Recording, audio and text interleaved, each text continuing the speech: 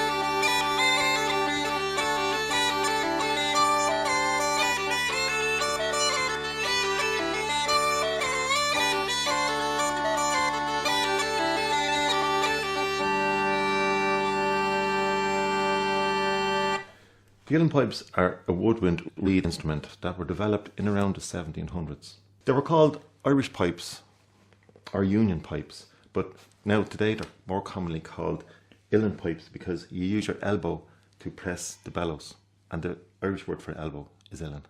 They were developed from the pastoral pipes, which had a slightly longer chanter. Our chanter is a little bit shorter, which means that you can sit down and place the chanter on your knee on a leather pad. The leather pad seals the bottom of the chanter, which means that you can play the second octave by putting a little bit more pressure on the reed.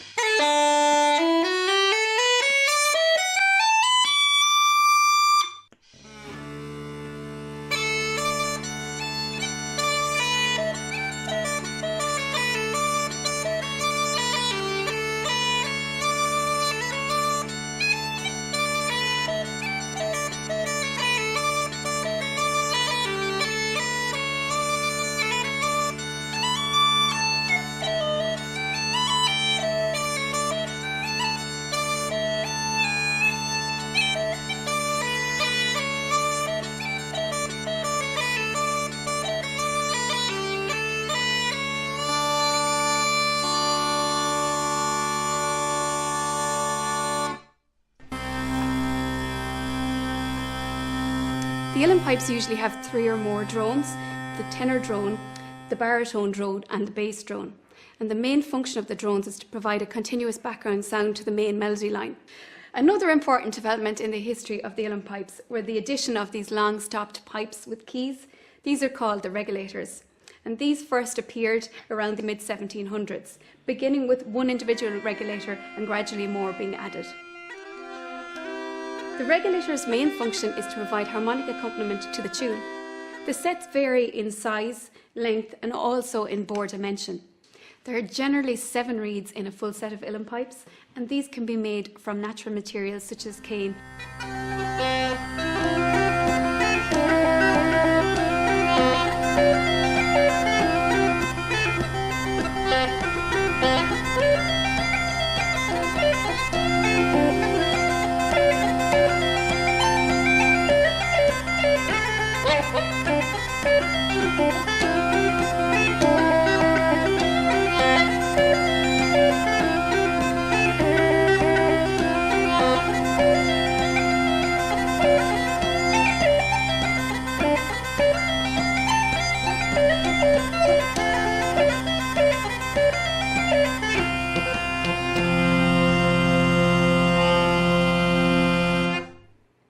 Sean Reid, Sean Rud tá stigan son sa chanter agus se de thána bhfuil tá píbán beag práis agus nuair héanaan an téir tríd so praban siad le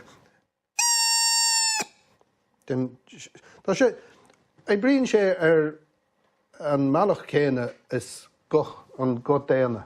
The music that we play is very, very varied. There are tens of thousands of different individual pieces. A great deal of it is dance music, including reels, jigs, hornpipes, set dances, polkas, but also purely instrumental music and a huge number of song airs that would be the oldest stratum of the music. They go back in some cases to the 17th, 16th, possibly even the 15th century.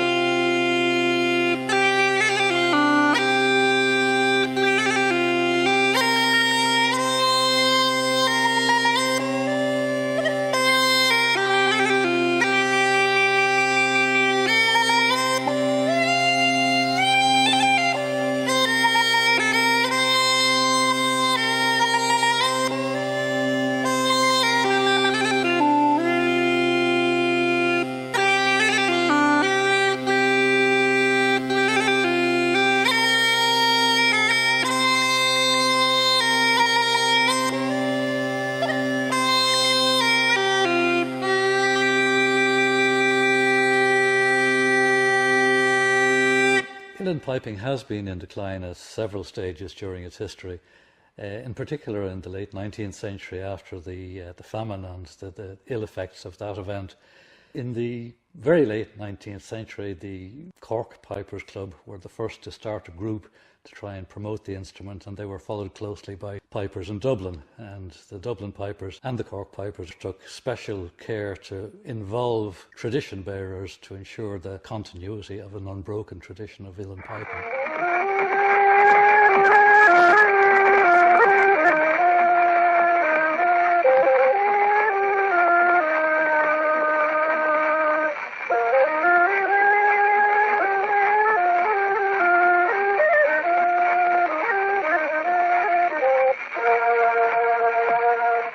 Also present at that celebrated Feshkiol convention in 1901 was the famous traveller piper John Cash. He was an ancestor of the Jordan brothers, Felix and Johnny, who carried piping into several parts of Ireland, and they were quite important in bringing piping as travelling musicians to parts of Ireland where there might not have been a local piper or where the tradition was largely absent.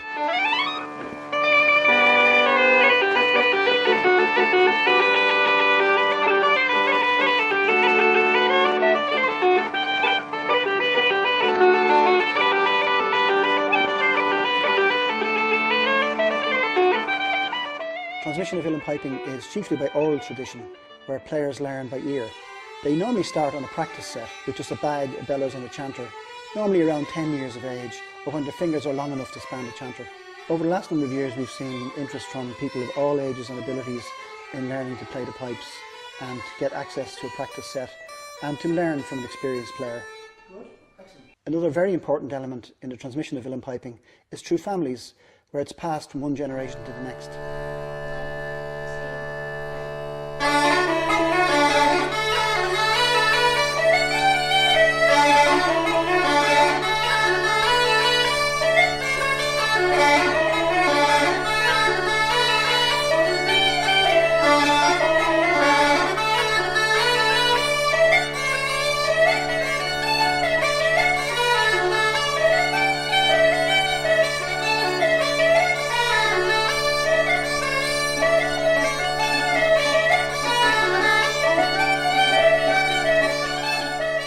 With the arrival of the 1960s, there was widespread concern about the future of the instrument, and several groups were set up to try and arrest its decline. The Armagh Pipers Club in 1966 and the Peabody Uilleann in 1968. In the 1970s, uilleann piping began to become an internationally known form of music, particularly through the wonderful music of players like Paddy Maloney, Liam O'Flynn, Paddy Keenan and Finbar Fury. They and the bands they played with brought the music on concert tours to every corner of the world.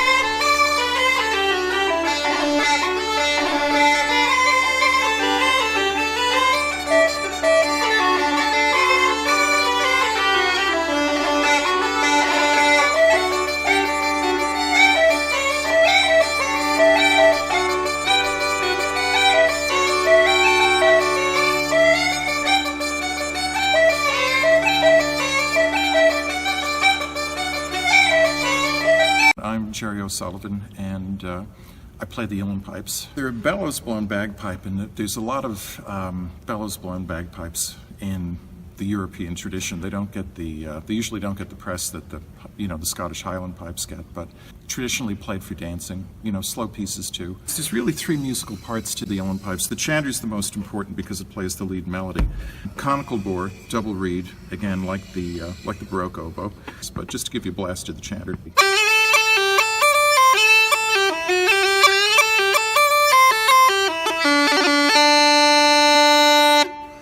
The drones play a pedal bass to the melody, and really, for it to be a bagpipe, it has to have the drone. No drone, no bagpipe.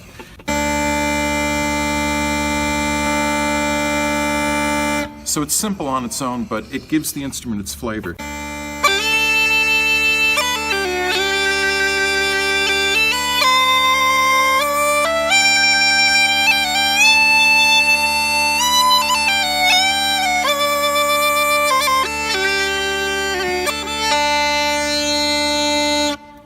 And the third part, Sean, these pipes here, these are regulators. In a way, they're a simple bass, so they're the third voice that comes in. So just to give you a little bit of something slow and fast with all three going, the chanter, the drones, the regulators.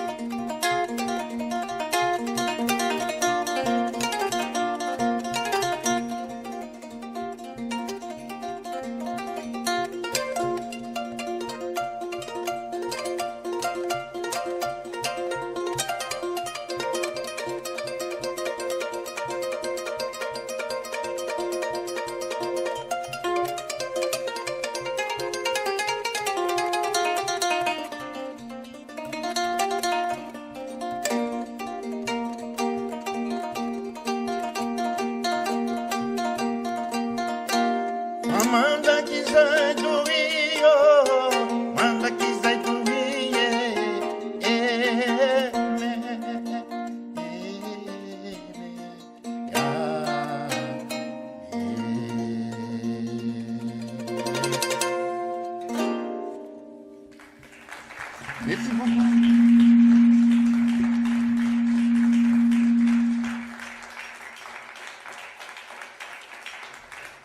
Merci, merci. Bonsoir.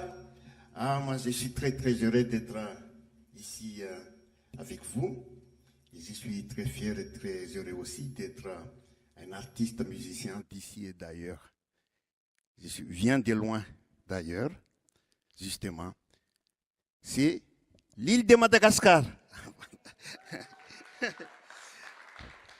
Je vais interpréter donc un morceau qui était composé par notre roi qui s'appelle Radama II il y a au XVIIe et au XVIIIe siècle. Isa Ismalal, moi et ma chérie. Voilà les titres parce que le roi à l'époque, donc il peut pas avoir, comment on dit ça, ses maîtresses parce que c'est interdit. Donc il a dit je vais créer un morceau valse traditionnel pour toi. Et imaginez, il a dit à sa maîtresse, imagine-toi que je danse avec toi.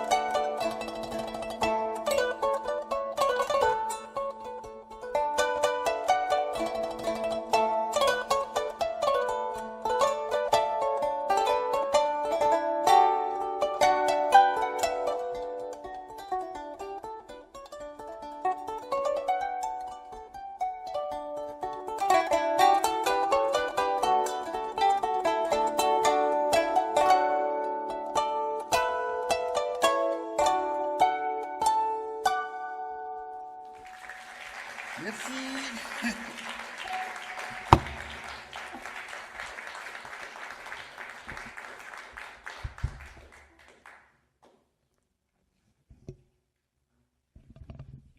Donc le nom de cet instrument, donc valia. Vous pouvez prononcer le vali ou la vali, c'est pas grave du tout. On peut dire la vali ou les valis, donc ça va. Donc ici, il y a plusieurs valis, mais celui-ci, donc c'est la plus ancienne valie, c'est la première valie. Pourquoi? Parce que tout simplement, les cordes que vous voyez ici, donc ce sont les fibres de bambou même qu'on a soulevées avec un couteau spécial. Parce que si jamais on casse une corde, on ne peut plus s'en servir la valie. Il faut chercher notre bambou pour construire notre valie. Parce que c'est les fibres de bambou même, c'est par l'écorce de bambou même qu'on a soulevé.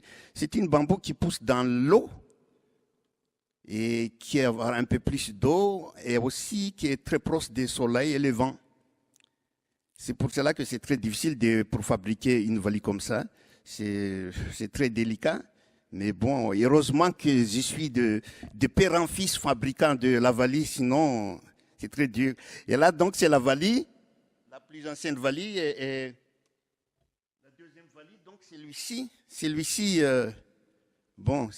on peut fabriquer ici en Bretagne, si vous avez des bambous qui poussent ici, je pense, hein, parce qu'il plaît tout le temps quand même, non? Souvent. Pas tout le temps, mais souvent. Donc, et aussi, les cordes, c'est facile ici, parce que ici aussi, vous avez beaucoup de bicyclettes, de vélos, parce que les cordes que vous voyez ici, donc, ce sont les câbles de frein de vélo. Les freins arrière, hein, mais pas les freins avant. Parce que la différence, c'est au niveau des épaisseurs, donc, le frein arrière, ça sonne beaucoup, beaucoup mieux que le frein avant. Et il faut déplacer les petits chevalets, donc, pour avoir différentes tonalités. Voilà, donc c'est ça la valie. Et maintenant, je vais vous interpréter donc un morceau avec les valies ancestrales.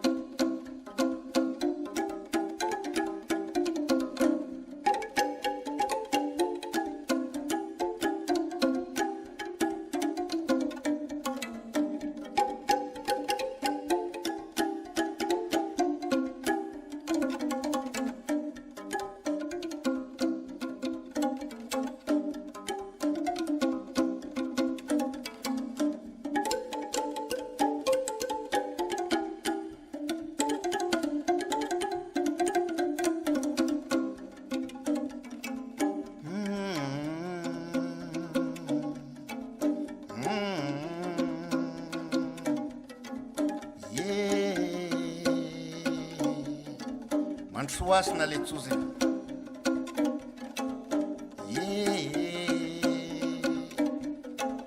Anna rewana kotombunge. Nani bat kiniavu. Man suas na letuze.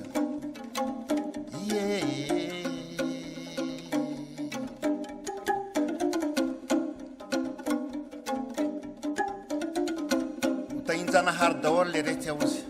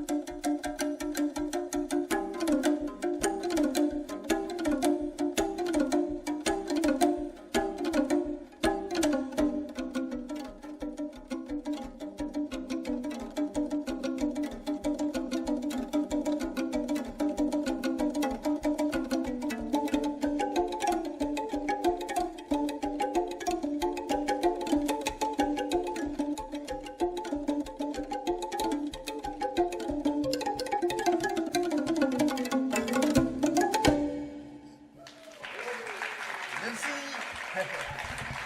Merci beaucoup.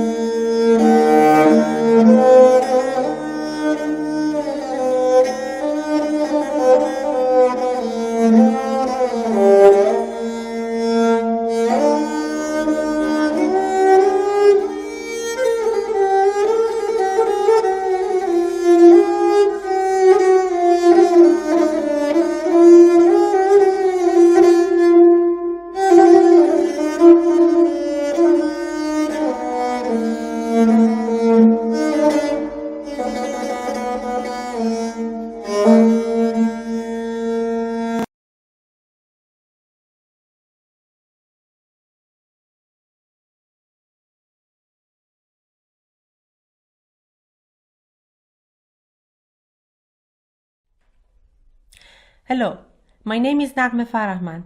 I'm an Iranian percussionist.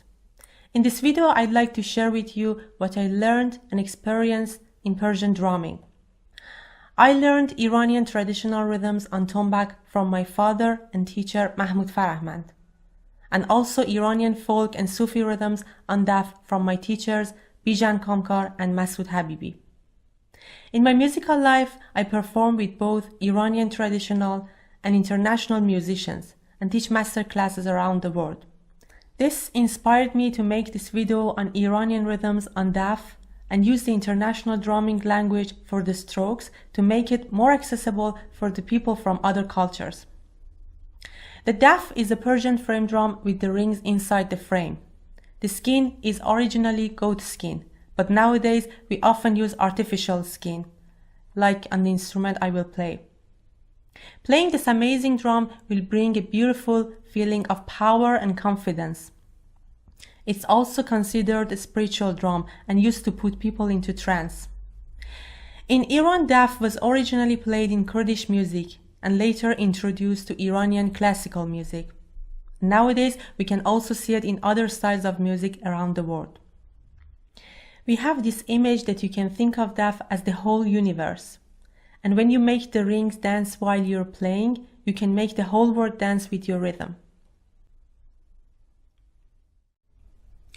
In this chapter, we will learn the right position of holding the daf. So we put the drum on the left hand.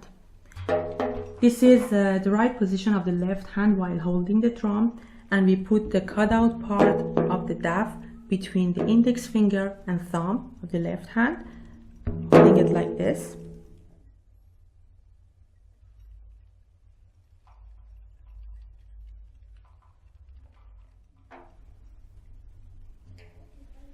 And for the right hand, we put the first joint of thumb on the frame. And the right spot for it is when you move from the center of the skin to the frame, or I can say it should be 90 degrees from the left hand. So I'm saying we're holding the drum with thumb of the right hand and thumb and index of the left hand. And this way we will have our hands free to move and play. For more control and stability of the drum, we should make sure that the drum weight is balanced between two hands. And the other thing is that we should make sure the drum head is not higher than our head. Now let's start learning the 3 basic strokes of DAF. The first stroke, which is the bass stroke, can be called dum, and we call it tom in Iran. It's played with the right hand, slightly cupped, fingers closed, pointing to the center and a little bit upward.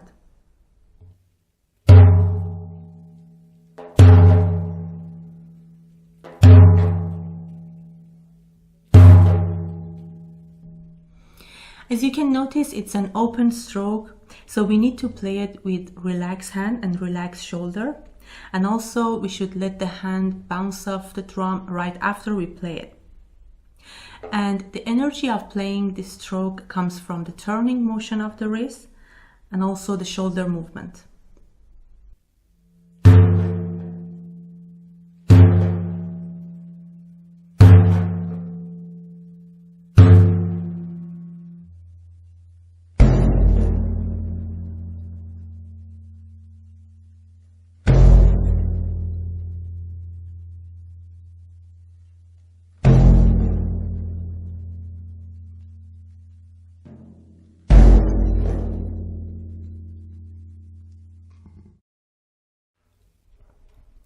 The second stroke, which is a high stroke on DAF, can be called tak.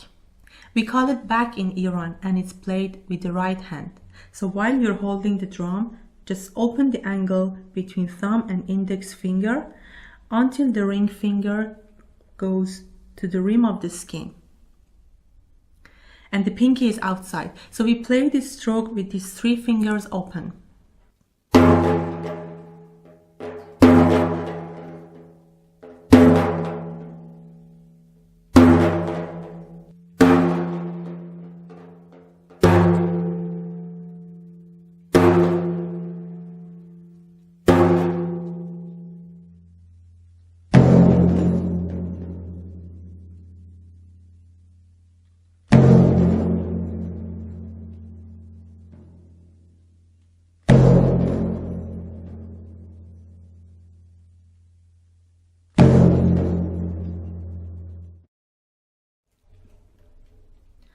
The third stroke can be called ka, and we call it chap in Iran.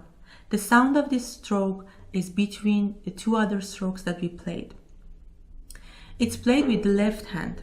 Remember, we're holding the drum with the index finger and thumb of the left hand. So we have 3 fingers free to play.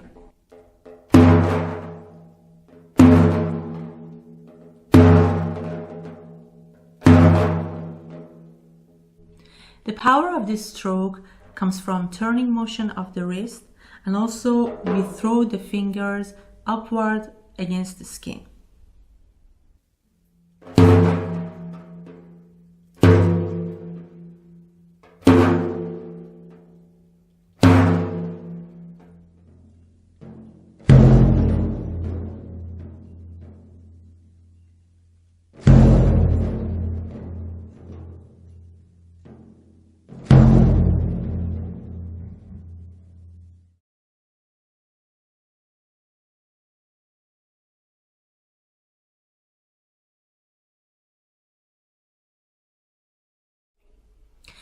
In this chapter, we will practice how to switch fluently between different strokes. So let's start with exercise 1. Dum, tak, ka. Dum, tak, ka.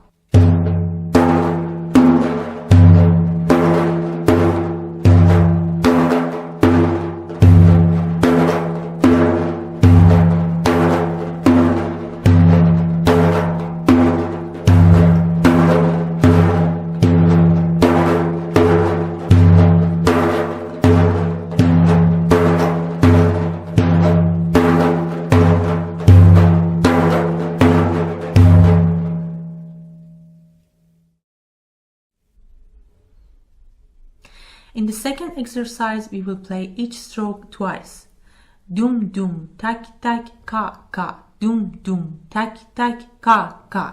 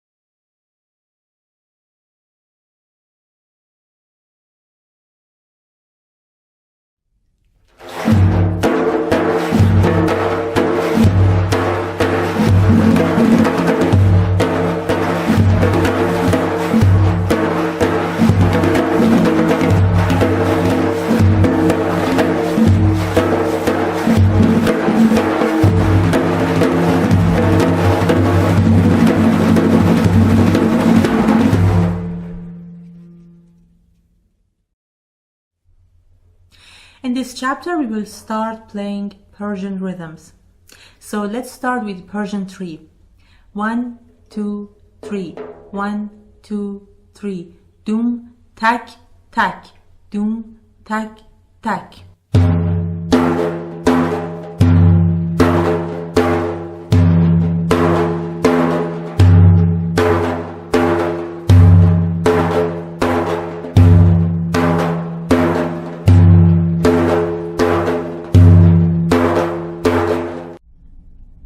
For the variation, I'm gonna add a calf stroke after the first dum. Dum ka tak, tak. Dum ka tak, tak.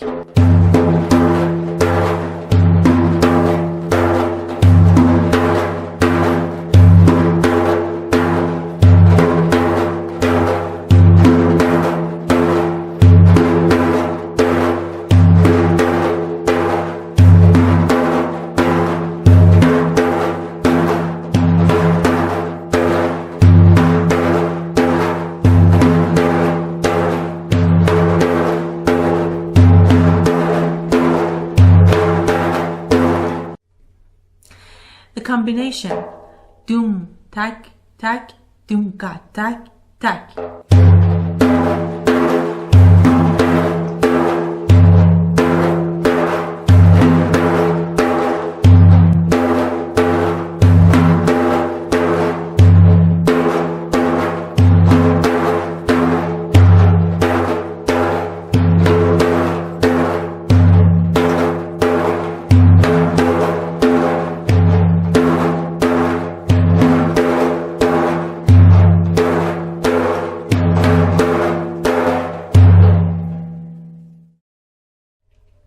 Now let's play a bit faster. Dum tak tak dum ka tak tak.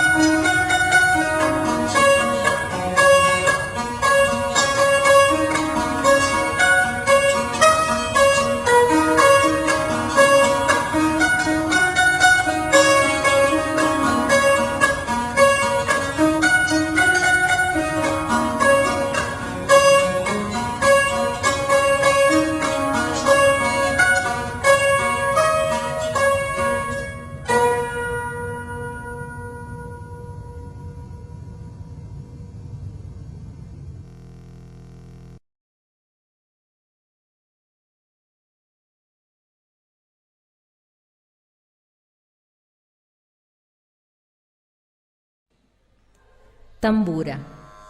La tambura tal vez sea el instrumento más importante en la música de la India, así como el más antiguo y simple, pero filosóficamente el más complejo.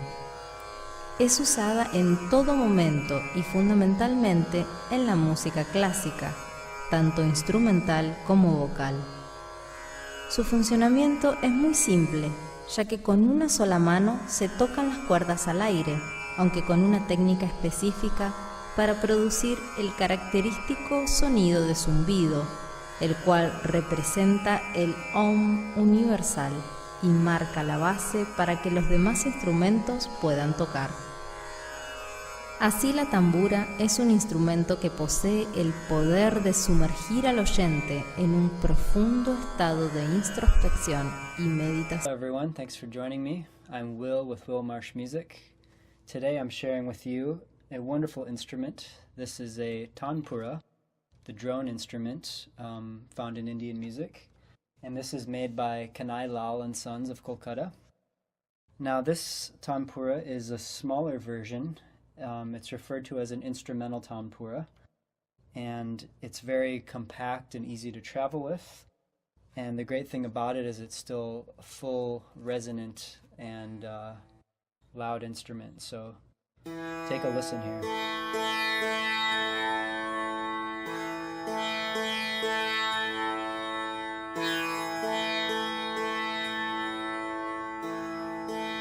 Now right now, my tanpura is tuned to the key of A. This is my favorite pitch for singing. But the tanpura has a pretty great range of A all the way to D sharp. So if I was using this to accompany, say, my sitar, I would have it tuned up to D. Sa ga re ga pa dha sa. These instruments are lovely for singing with, chanting with, just for a personal meditation practice. And it's a 5-stringed instrument. So traditionally these are 4 strings, but we have an extra string to make it 5 for some extra resonance.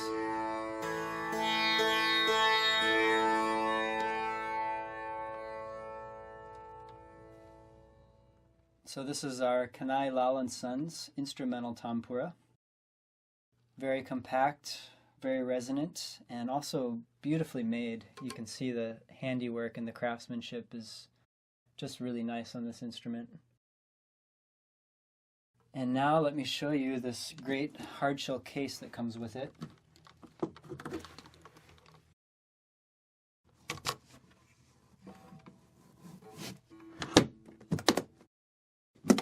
So this makes the instrument really easy to travel with. It's lightweight, only about 5.5 kgs. So this is just the most friendly tanpura I've come across in terms of sound and size. And come check me out at the Will Marsh Music Store. And thanks for tuning in today. See you next time.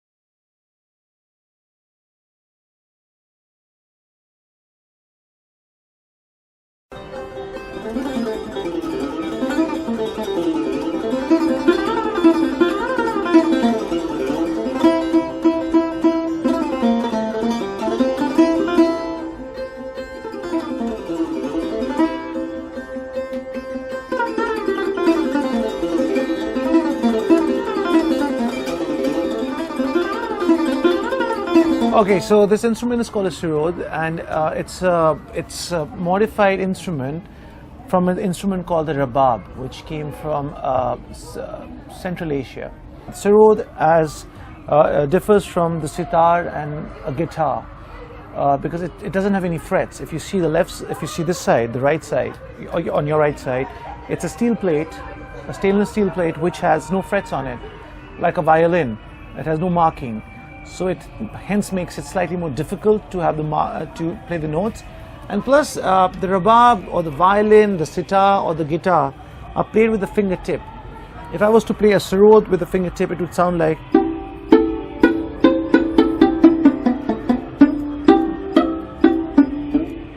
But instead, we play this instrument with the edge of our nails, and that's why it imitates the human voice even better. For example.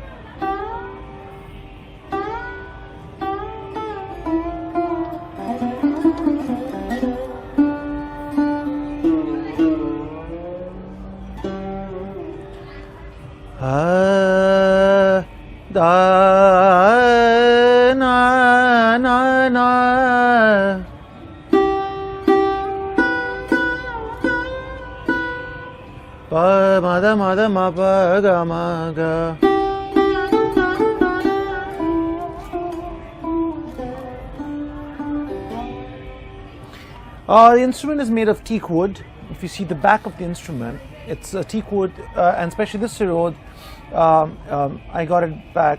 I'm not going to give my age away, but when I was 18 years old, I got this sarod, and it's been a long time since then. And this wood was about 200 years old, but now that the older it gets, the finer the sound of the instrument becomes.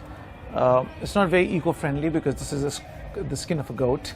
So it's hollow from inside, and there are 19 strings on the sarod. 11 are sympathetic strings, and the other are strings which are unlike the Western instruments. This cannot be tuned to different scales. Like I can't produce. I have to use the main tonic. So this is at C. So it's like that. So it cannot change its chords, and I can't change it and play because, as I said, I'm playing with the nails, so the accuracy becomes very difficult. So yeah, that's about the sarod, and this is the plectrum, which is made of coconut shell, and which is dipped in coconut for at least not less than 15 years. So this, maybe my grandfather dipped it, or my father dipped it, and so we have about 100, 150 plectrums now. But it's all soaked. It's like wine. It's all in the cellar. So yeah, so that's it. That's about the sarod, and I hope you all enjoy the concert and experience the sound of it and have. Namaskar and good evening to the second tutorial of learning sarod. Today we will learn how to tune the instruments and how the instruments is tuned and how to play the first 7 notes of the sarod. So to tune the instruments, we basically have 8 strings, major 8 strings, and some sympathetic strings to back up the major notes that we are going to play. The first string from the bottom is tuned in Ma, like. The second string from the bottom is tuned in Sa. So both the strings sounds like.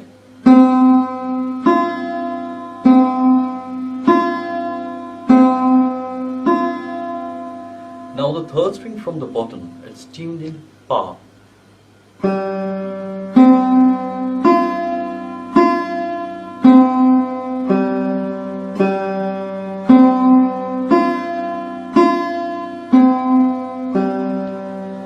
Now the fourth string from the bottom is the lower octave of Sa again.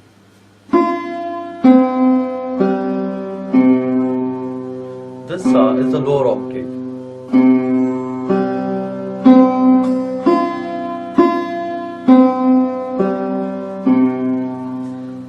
Now the fifth string, which is this one, is the lower octave of Pa.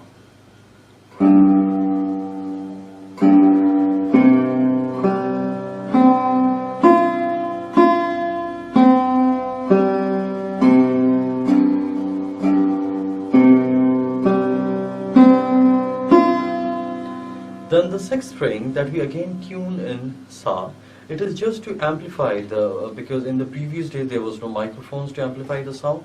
So we put many sa so that to amplify the sound of the sa. When we put it in the at a go, the entire sound's reverb come from the sa, which shows the actual chord of the instrument in which it is tuned.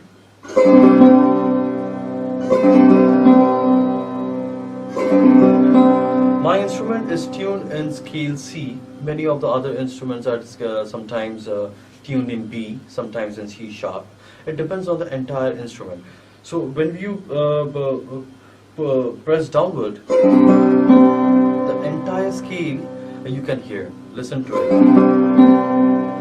This too is we call it as chikari. Chikari is again tuned in upper octave of sa, like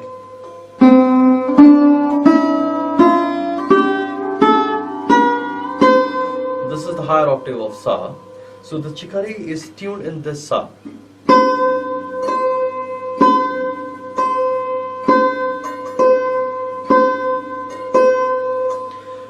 Initially we use this chikari to fill in the gaps between the two notes. For example, if we play an alap,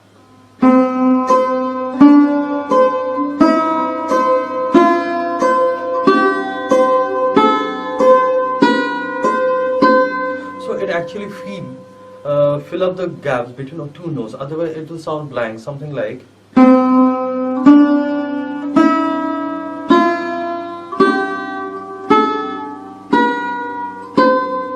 because in initial days there was no tanpuras to back up the or any other instrument, so we used to use all these shikaris to show the entire chord structure of the rags that we play. So used to, as I said, that it is used to fill in the gaps between the two notes while we play it, like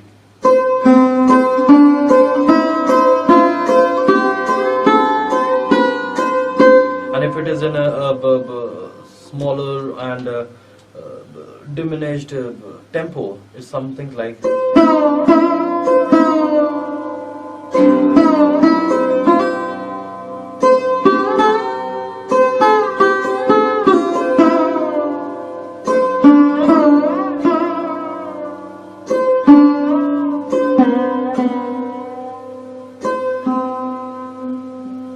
this is how we tune the basic 8 strings, major 8 strings that we play generally on the sarod. Now we come to the sympathetic strings, how to tune the instrument. This sympathetic string we tune according to the rag and the notes on the rag that we play. If we are playing any such rag like vilabal, so we tune the instrument as dha, ni, re, ga, ma, pa, dha, ni, sa accordingly. Sometimes there are some rags where some notes are not there, we don't use some notes. So it is accordingly, it is again tuned in that way. So we call it a sympathetic strings.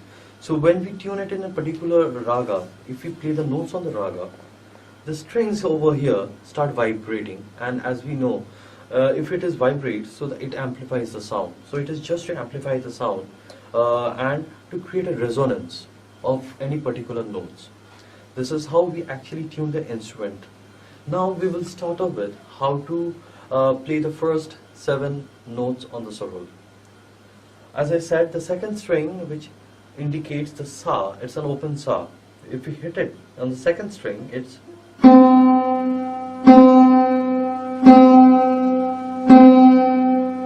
now we place our first finger maybe around 2 inches away from the bridge to get the note called re.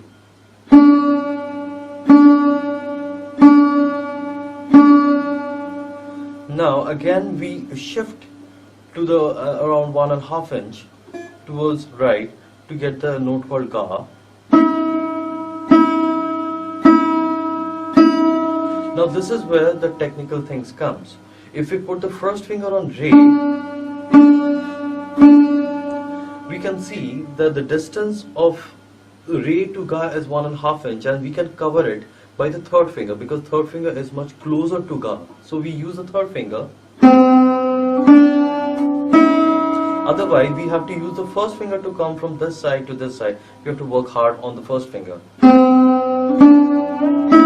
It becomes difficult and it creates another extra sound that we later on we will say. It's called mingri. there's a sound that comes because while we move from the first note to the second, like this extra sound comes because we are pulling it on the same string. So just to avoid that and to cover up the distance, we use the third finger.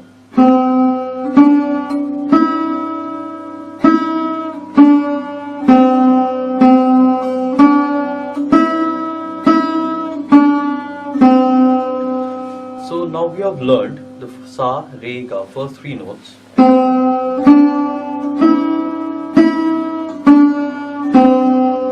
Now as I said earlier, the first string which shows the note called ma. If you open, it's an open note, we hit only and we get the sound. So now we have learned the first four notes.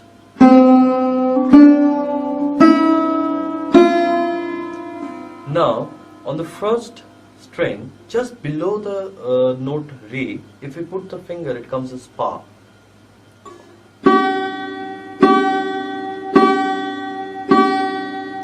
Now somebody might ask why we put the first finger on pa. So we have noticed that we have placed the third finger on ga, then ma is open. So the finger which is nearer to the note pa is the first finger. So we put the first finger.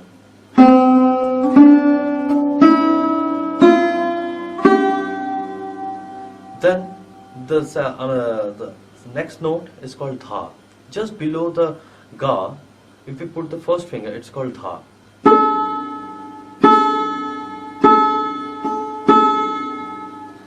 Then the total thing is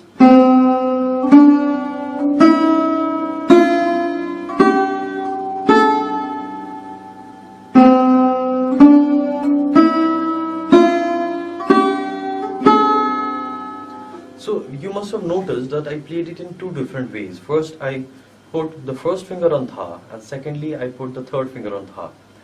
The basic logic behind is, if we are stopping the phrase in tha, then we put the third finger because it is nearer to the third finger. So like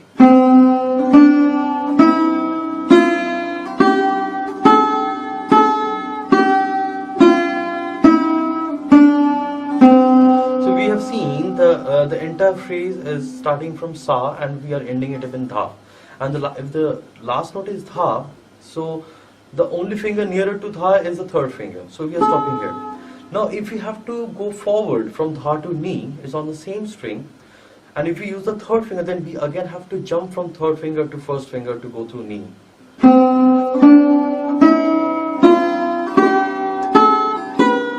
So we have to jump. We have to move the fingers in such a way, and it's very difficult when we are playing it in a high tempo. So what we do is we use the first finger because it becomes easier for us while we are moving forward.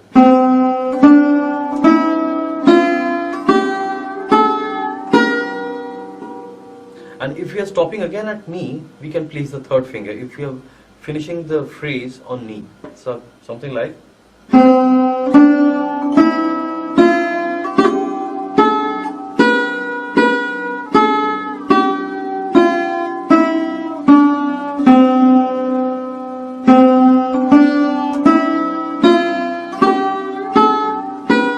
now I am putting my first finger on ni because I have to finish my phrase on the last note, that is again sa, the higher octave of sa. So the higher octave of sa is something here. So I will be finishing my phrase in the higher octave of sa. So I can see the distance of sa is near, so I can use the second finger so that I don't have to jump through my first finger to go there.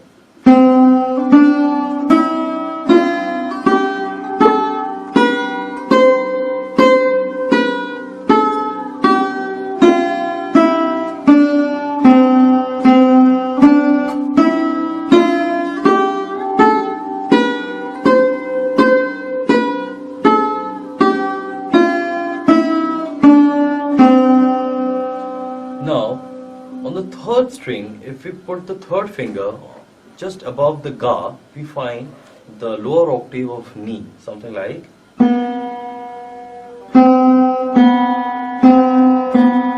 just below, just above the ga, below the knee is ga.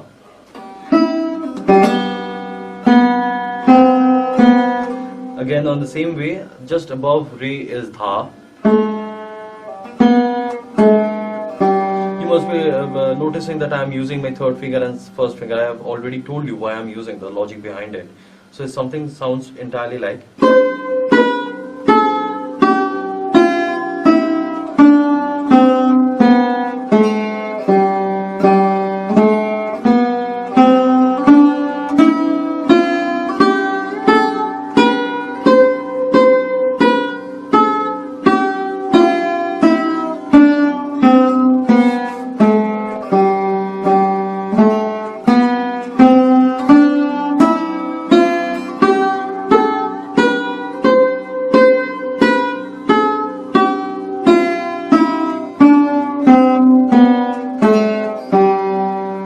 So this is how basically we start off with the tuning the instrument and play the first important 7 notes to sarod by using the correct fingers.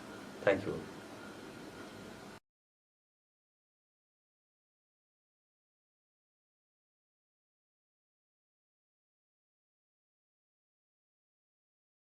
My name is Wu Wei.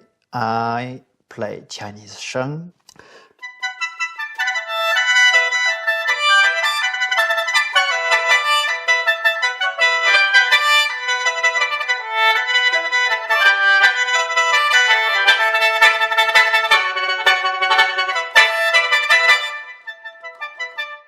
So today I bring this instrument here.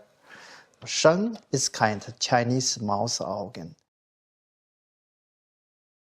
You will see they have different components. It's a bamboo tube, and this is a wing chest, and that's mouthpiece. They have also the finger hole and the key. We can blow inside and blow outside, so to produce the sound. But how can really produce the sound? I will show you the secret about the instrument. So we just take one bamboo. Now, one bamboo from the instrument, bamboo tube. You will see they have different parts. This is a feet from bamboo feet. So in this part, we will montation when reed. It's free reed. Very important. This is, I think, only one instrument. It's woodwind, but plus free reed. In China, this principle in instrument already existed more than 3,000 years.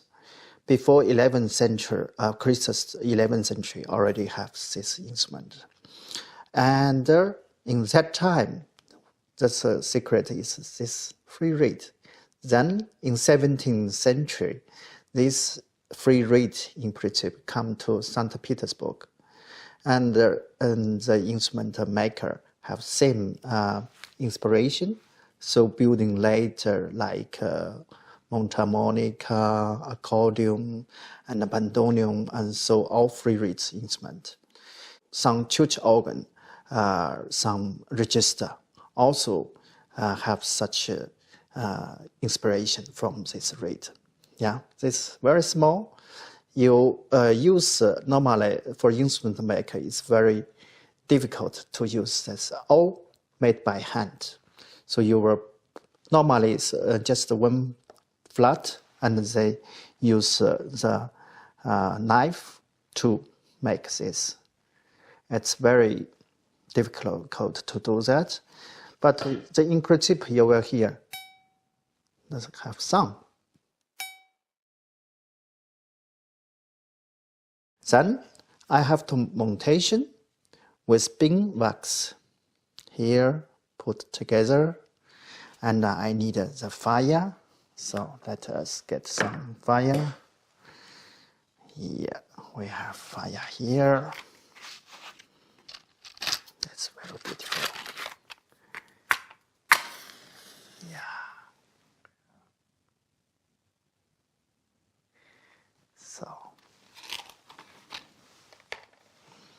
Then we need something to make heat.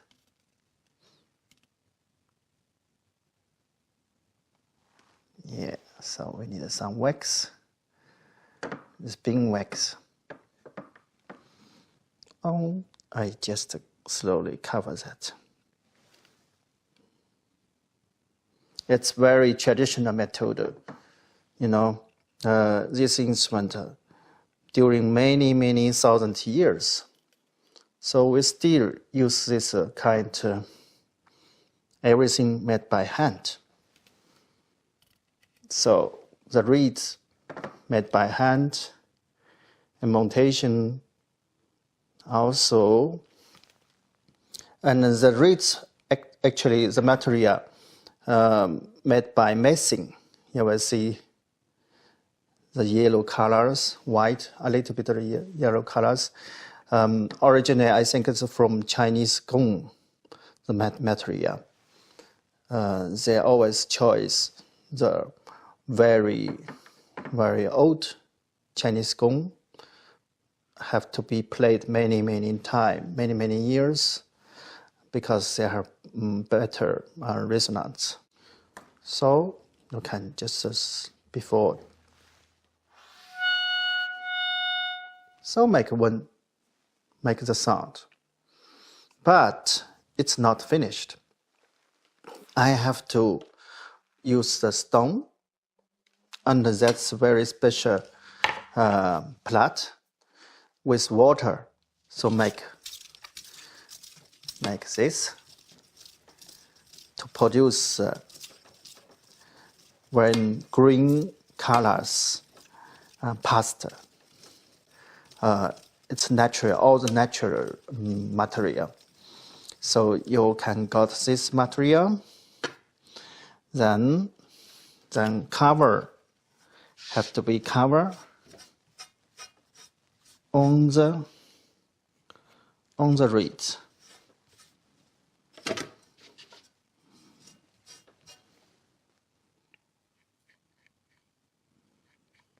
So just this first time, the first step already finished.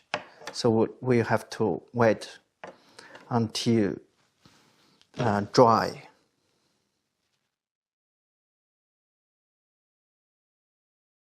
This instrument in Chinese called sheng, S-H-E-N-G, sheng. In Chinese, right, this is bamboos. This is bamboos, and under it's life. Actually, it's meanings something grew up from the ground, from earth. This very important symbol also for Chinese philosophy, and means also life, vita. We wish much more life. And in old time, sheng also called he, meanings is harmony, peace, human with human harmony, and human with natural harmony, human with universal harmony. We have always to find something, to do something for the harmony, for the balance between everything. This is what we are looking for. About in Chinese music, we play many use Chinese harmony. Actually, it's more than parallel fifths and octave. Like if I play D, but we always play. If I play E, always play together. Like I play, for example, Jiangnan Sizhu music, so Jiangnan Sikh bamboos music.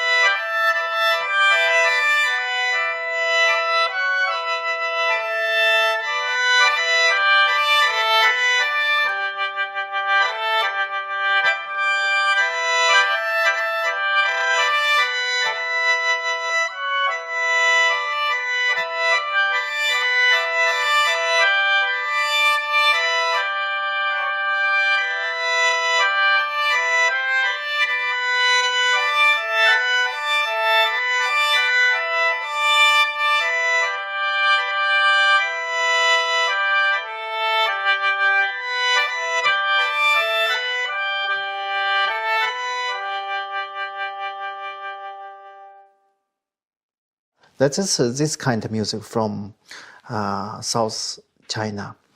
And also we have very different character music. Sometimes something like from North China, very energetic.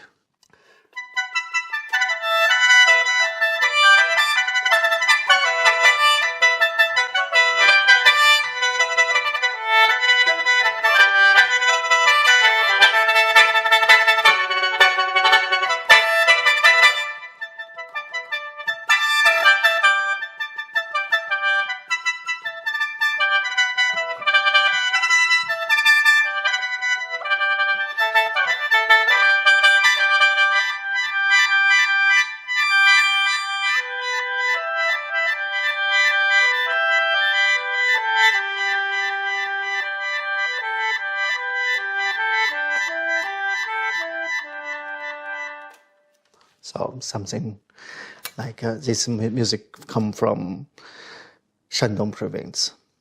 And we have also many different kind music. And today, just I show something very old. So I mean, in 6th century, elegant music.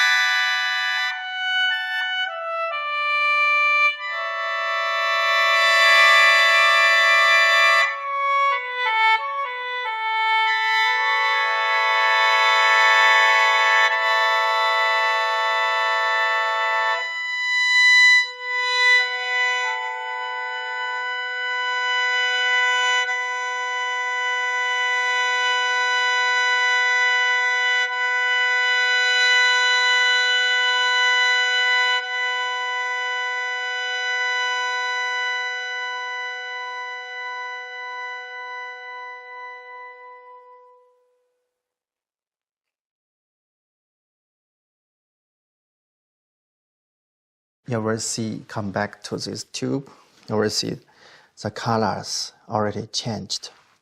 This is very beautiful green colors.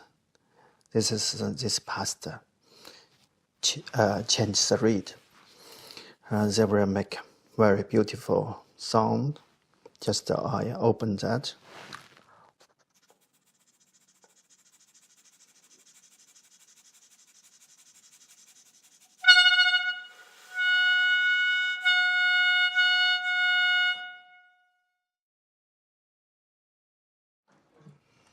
That's the first step. We need a tuning. I need some apparatus for me.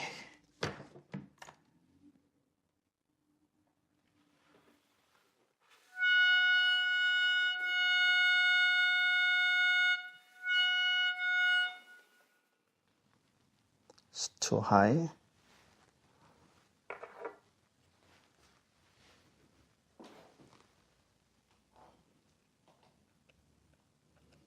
This is the red one. It's in Chinese called 朱砂.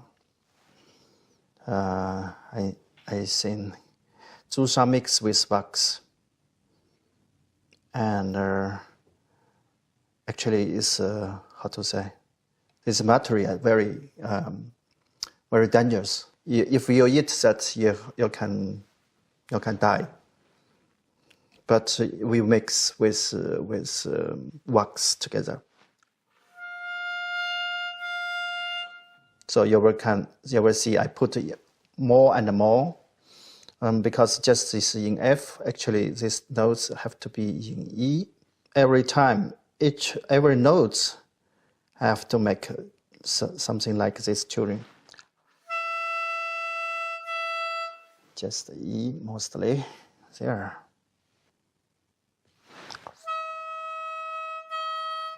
Yeah, we're here too much, so I have to get it.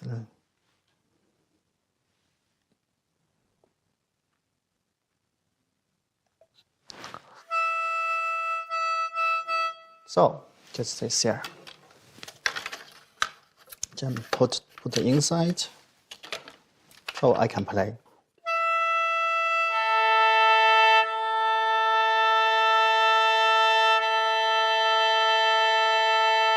So you will hear if really together, so fifths is very, very beautiful.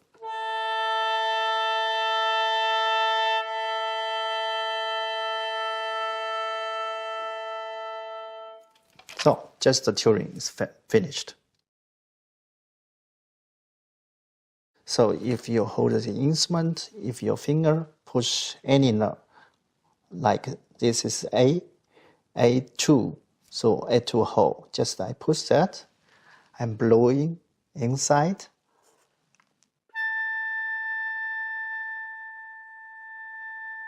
And I can blowing out. So they produce same notes. And if you put this hole, keep this hole, then push this hole, this key. This is sharp C.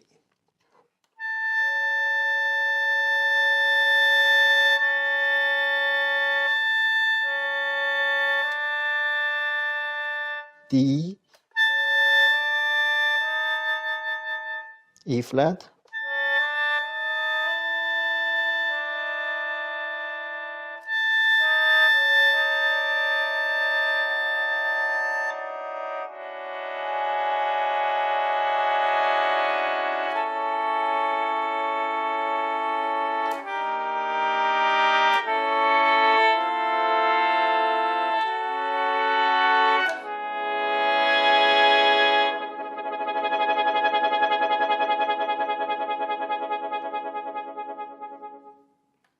so like a small orchestra. You will see in the instrument they have special chamber. So to what we're doing with this, we can put the hot water inside. So put some hot water.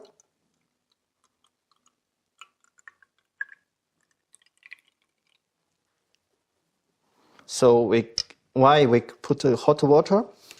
We have to keep the instrument warm, keep instrument like your body temperature.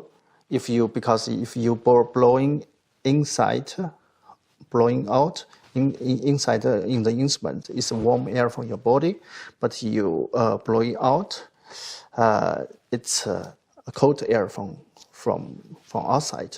So they will come very fast as a condensed water on the reed.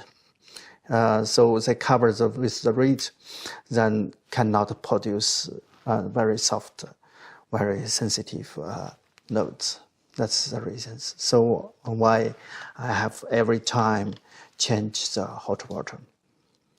Yeah, that's very old. Many hundred years, many thousand years, we use this method.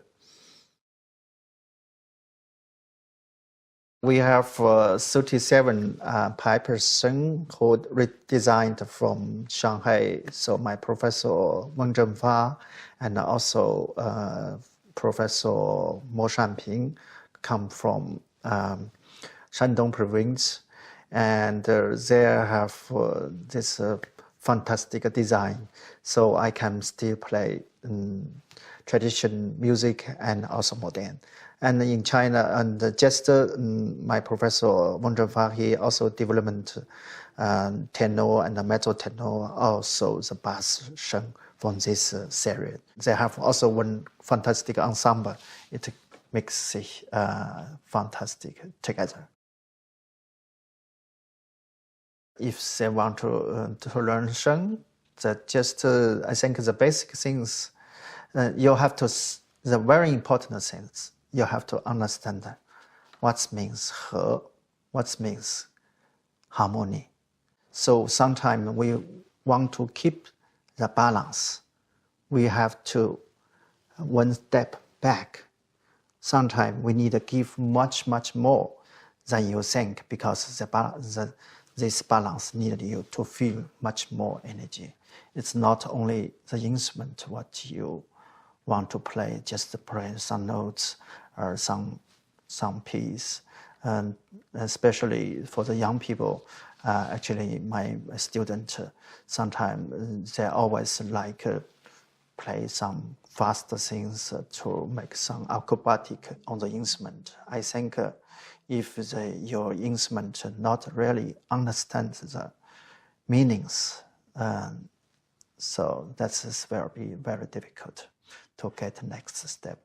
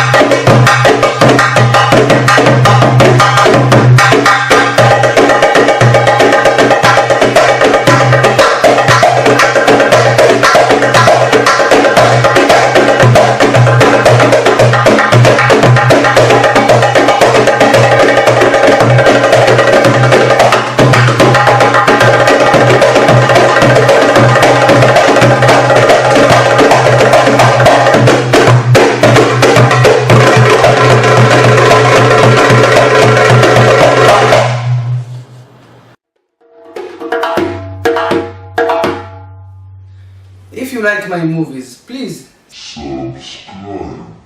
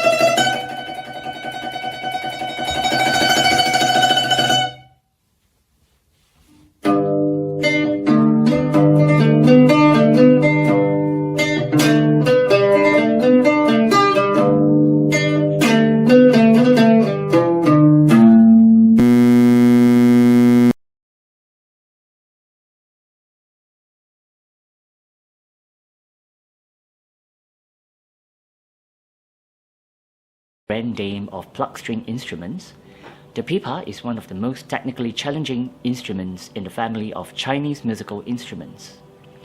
In 1965, the formation of the People's Association Chinese Orchestra led to a rise in the popularity of the pipa amongst Singaporeans.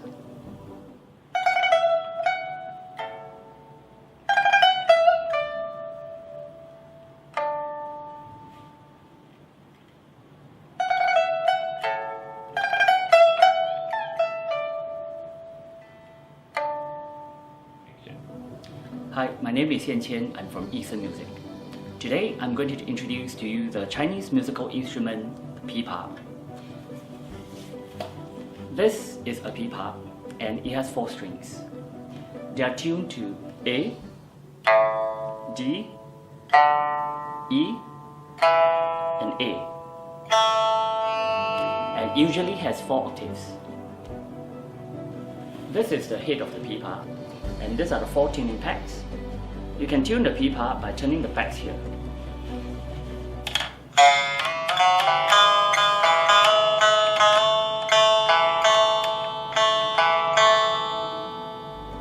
And these are the frets of the pipa. There are 30 frets altogether, arranged in chromatic order.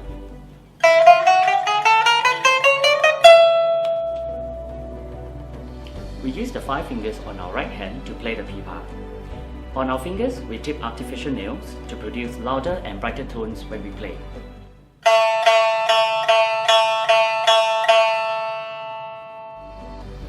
The left hand is used to press the strings onto the frets to produce notes and chords.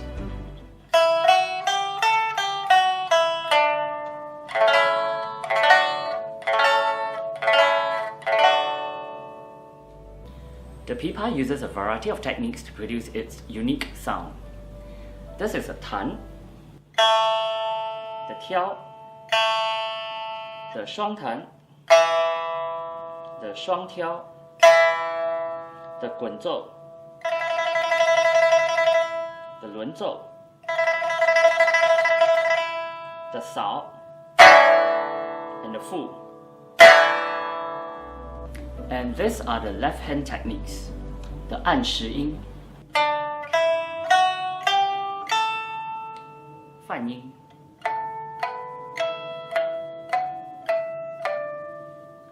人工泛音、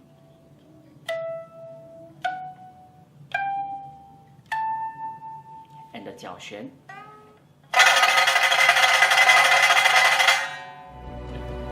And now I'll play for you an excerpt from 春雨, which depicts rain sounds in the spring.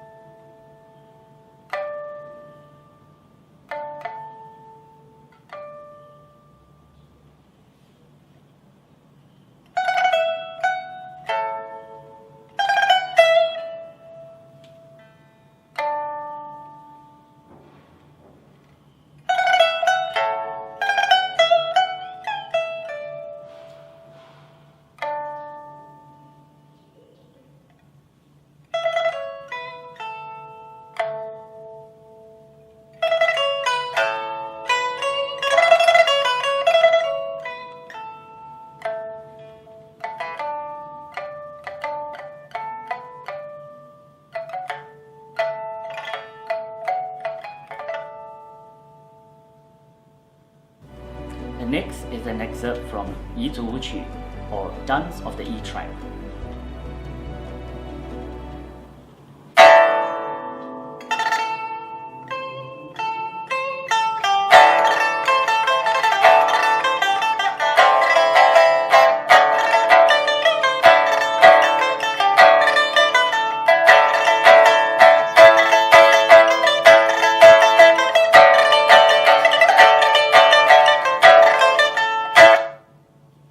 And now I'll perform for you 城里的月光, or Moonlight in the City. This song was locally composed for a Channel 8 TV drama in the 90s. Hope you enjoy.